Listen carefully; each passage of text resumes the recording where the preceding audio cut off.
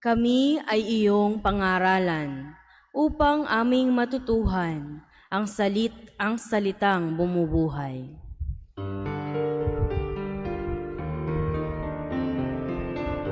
Hallelujah, hallelujah. Hallelujah, hallelujah.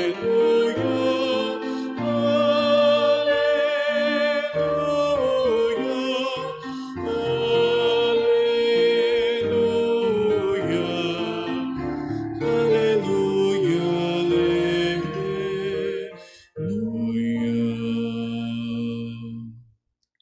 Sumainyo ang Panginoon. At sumaiyo rin. Ang mabuting balita ng Panginoon ayon kay San Lucas. Papuri sa iyo, Panginoon.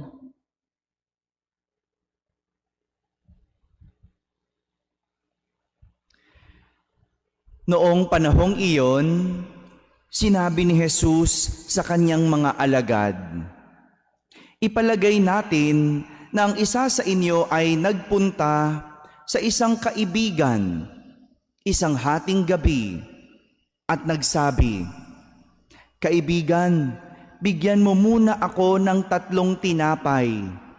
Dumating kasi ang isa kong kaibigang naglalakbay at wala akong maihain sa kanya.'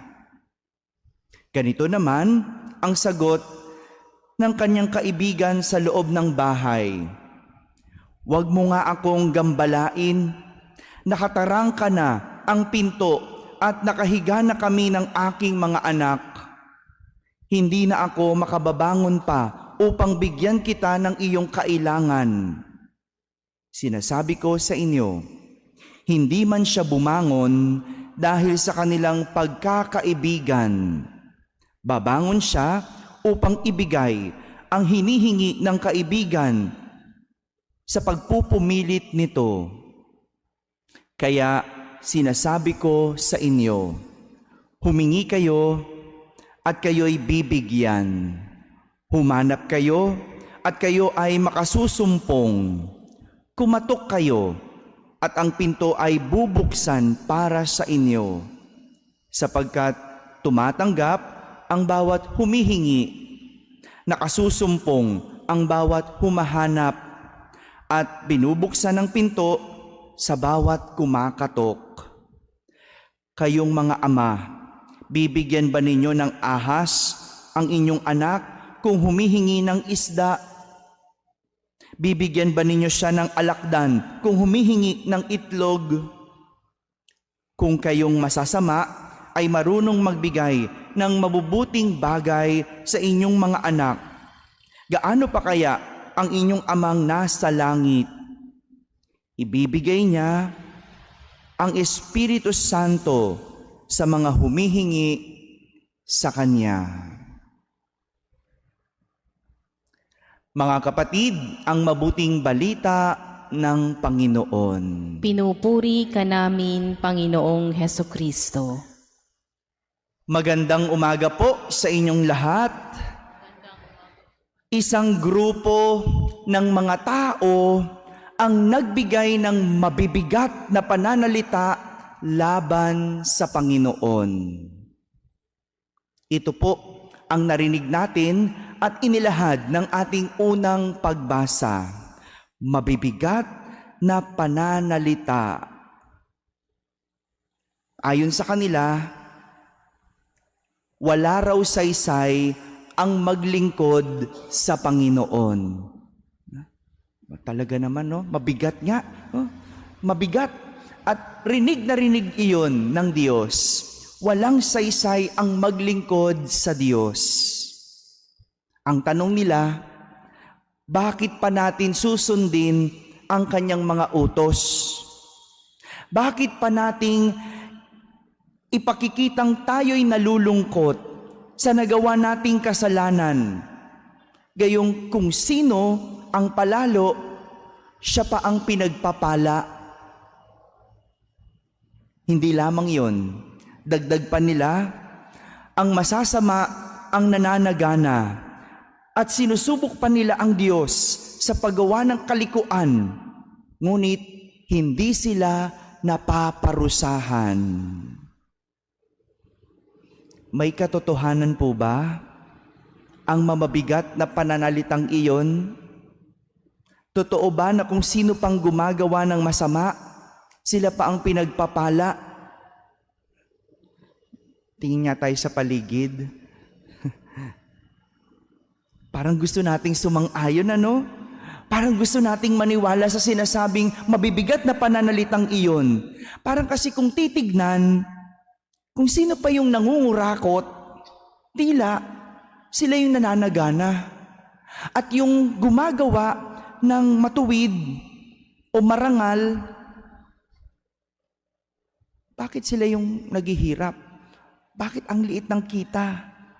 Bakit tila ko sino yung gumagawa ng masama, hindi napaparusahan? Yung mga illegal, sila yung umaangat. Samantalang yung marangal ang trabaho, bakit hindi umaasenso? Parang totoo naman, ano? Mapapaisip ka talaga at mapapatango ka na lang talaga. Pero bago tayo sumang-ayon, pakinggan muna natin ang sagot ng Panginoon. Sabi ng Panginoon, ang sagot niya, tandaan ninyo, darating ang araw na lilipulin ko ang mga palalo at masasama.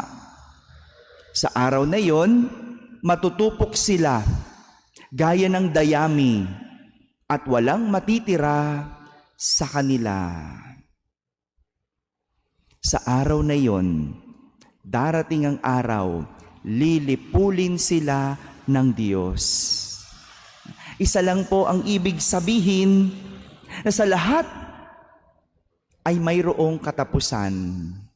Ang lahat ay may katapusan. Sa kahuli-hulihan, may mangyayaring kaparusahan. Yung mga nagpapasasa, gumagawa ng masama ngayon, darating ang araw, sila naman ang magdudusa. Ito po ay ayon sa Diyos. At ang pangako naman niya sa mga sumusunod, ito naman. Sabi ng Panginoon, kayong mga sumusunod sa akin ay ililigtas ko at pagagalingin ng aking kapangyarihan na lulukob sa inyo gaya ng sinag ng araw. Sa mga sagot na ito ng Panginoon, ang nais niyang ituro sa mga tao na nagrereklamo o nagbibitaw ng mabibigat na pananalita ay ang matutong maghintay. This is the lesson of our first reading. To learn how to wait. Matutong magintay. Sa iyong mga reklamo, magintay. Sa iyong mga mabibigat na pananalita, magintay. Sapagkat sa huli, ang lahat ay mayroong nakalaan. Kung pakiramdam mo, mas umaasenso ang masasama at ikaw hindi, maghintay. Kung nakikita mong hindi napaparusahan ang mga may kasalanan, maghintay. Hindi pa lang kumikilos ang Diyos, kaya maghintay.